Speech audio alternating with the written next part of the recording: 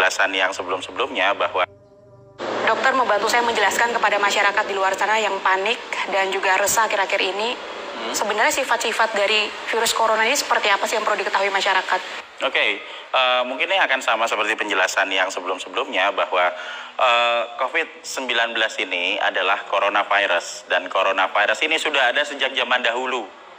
Sejak 200 sebelum Masehi udah ada, dan ada jenisnya, ada banyak sekali. COVID-19 hanya salah satu diantaranya, dan virus ini sendiri terdiri dari selubung protein, kemudian ada juga lapisan glikoprotein di spike permukaannya, dan karena dia terdiri dari protein, maka akan hancur dengan semua pelarut lemak. Mau pakai sabun mati, hancur. Mau pakai untuk alat untuk pembersih lantai mati, untuk sunlight cuci piring mati, dengan pemutih pakaian bisa hancur juga. Kemudian mau pakai desinfektan apalagi hancur. Virus ini sangat-sangat rentan terhadap banyak pelarut lemak. Nah, kelebihannya adalah virus ini gampang nyebar, karena di ujung, rahasianya adalah di ujung dari protein S, spike-nya itu ada daerah namanya RBD, reseptor binding domain, dan itu akan sangat mudah menempel ke reseptor yang ada di saluran pernapasan dan juga di beberapa organ dalam manusia lainnya. Oke, jadi untuk diri kita yang masih sehat ini harus dilakukan apa? Agar tidak tertular, atau gimana ketika tertular nantinya? Kalau kita mau bicara tentang diri kita, apa yang harus kita lakukan? Maka kita harus tahu dulu bahwa virus ada di dua tempat. Satu di dalam tubuh, dua di luar tubuh. Nah, kita akan sedikit bermain mengenai analisa risiko di sini. Semakin banyak virus, semakin besar kemungkinan kita tertular. Semakin sedikit virus, semakin kecil kemungkinan kita tertular. Jumlah virus paling kecil saat ini ada di lingkungan luar.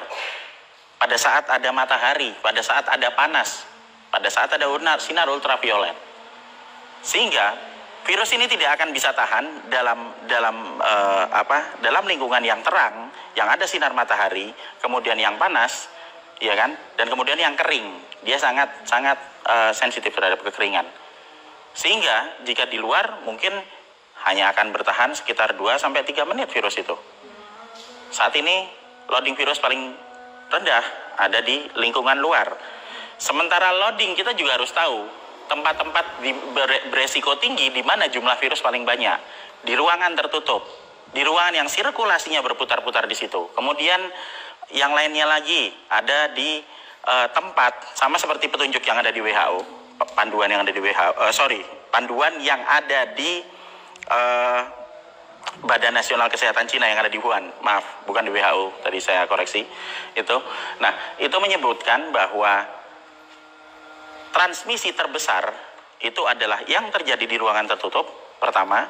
Kedua, adanya exposure virus yang dilakukan secara terus-menerus. Yang ketiga, exposure virus yang dilakukan dalam jumlah yang sangat besar. Berarti dari sini kita belajar tempat mana yang paling cocok dengan deskripsi itu. Ruangan tertutup, ada semburan virus berkali-kali, berarti ada banyak orang yang nyemburkan virus. Kemudian semburan virusnya terjadi dalam jumlah banyak. Di mana? Betul, di rumah sakit. Itu sebabnya sebagian besar korban ada di rumah sakit. Dokter, bagaimana dengan orang yang sudah terinfeksi dengan COVID-19 ini? Apakah ada gejala khususnya yang membedakan ketika kita influenza, radang tenggorokan? Gini, influenza karena virus influenza, radang tenggorokan karena bakteri, infeksi, mungkin demam ataupun flu seperti itu karena COVID-19. Kita tidak bisa membedakan kecuali lewat uji lab.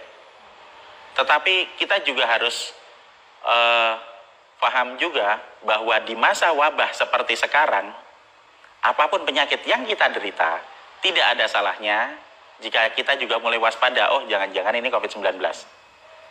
Permasalahan utama di sini adalah COVID-19 tidak membunuh. Itu yang jadi. Karena semua kehebohan ini sumbernya adalah karena kita terlalu takut bahwa COVID-19 akan bunuh kita. Hari ini kena, besok meninggal. Hari ini kena, besok meninggal. Kita lihat ambulan, mondar-mandir, seolah-olah seperti kita nunggu giliran, kapan saya mati ya, gitu kan. Kemudian kelompok yang tadi paling rentan, tadi dokter juga sempat singgung, yang kalangan lansia. Kemudian apa yang harus dilakukan terhadap kelompok-kelompok yang rentan ini? Nah, sekarang kita harus membuat skenario bahwa di luar tuh banyak virus, ya kan? Nah kalau kita ada manusia, misalnya kita punya saudara gitu yang ada di dalam kelompok yang rentan atau kelompok resiko tinggi, kalau kita tahu di luar ada bahaya ya sebaiknya jangan keluar, ya nunggu sampai wabahnya selesai, oke? Nah terus kalau misalnya nanti ada kemungkinan virusnya masuk sampai ke dalam, ya rumahnya sering dibersihin. Karena semakin sering kita membersihkan rumah, semakin sering kita menjaga kebersihan, virusnya mati pakai pelarut lemak, ya kan? Terus orang tua yang ada di dalam kelompok rentan tadi gimana? Ya kita naikkan sistem imunnya pakai vitamin E sama vitamin C tiap hari. Nah kalau misalnya mereka nggak mau misalnya buat minum obat gitu kan, ya dikasih buah-buahan. Udah itu aja.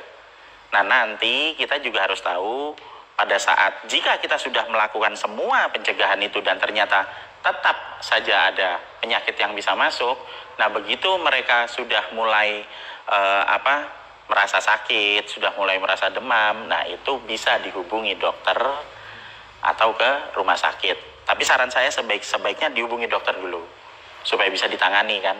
Karena kita tahu jika mereka sudah terkena dan jika kita masih bisa merawat di dalam rumah, itu resikonya akan lebih sedikit karena paparan virusnya tidak lebih banyak daripada di rumah sakit. Tapi jika harus mendapatkan pertolongan dan pelayanan medis lebih lanjut, harus dibawa ke sana. Prediksi dokter kapan wabah ini akan berakhir di Indonesia atau sudah mencapai puncaknya belum ini? Nah, kalau saya bukan tukang ramal ya, mungkin itu harus sama Mbak Ningsih nanti tanyanya kayak gitu. Jadi, tapi kalau saya melihat virus ini sebenarnya tidak terlalu tahan lama. Gerakan massal membersihkan, melakukan pola hidup bersih, gerakan massal kita minum vitamin, kemudian nanti kita cuci tangan secara massal, itu akan sangat mengurangi paparan virus yang ada. Dan kalau kita melakukan ini bersama-sama, mungkin sebenarnya dalam waktu beberapa minggu saja, 2 atau 3 minggu kita bisa selesai. Permasalahan virus ini simpel kok. Yang tidak simpel ini permasalahan gorengan virusnya. Virus ini akan selesai dalam waktu beberapa minggu. Gorengannya yang akan terjadi dalam beberapa bulan ke depan. Karena kalau sekarang kita lihat, permasalahan virusnya ini udah bergeser. Jadi bukan masalah virus lagi, tapi akan jadi ke masalah lockdown. Kan gitu. Orang-orang akan ribut mengenai masalah lockdown. Sebenarnya intinya kan di virusnya. Kalau kita tahu virusnya tidak berbahaya sebenarnya. Ya ini akan menimbulkan penyakit, betul. Tapi tidak menimbulkan kematian. Belum tentu menimbulkan kematian buat manusia normal. Nah kalau itu terjadi kan nggak ada semua kehebohan itu sebenarnya. Oke baik, terima kasih banyak Dokter Sama-sama, Mbak. Indro Cahyono atas waktunya berbincang bersama dengan Jawa Post TV.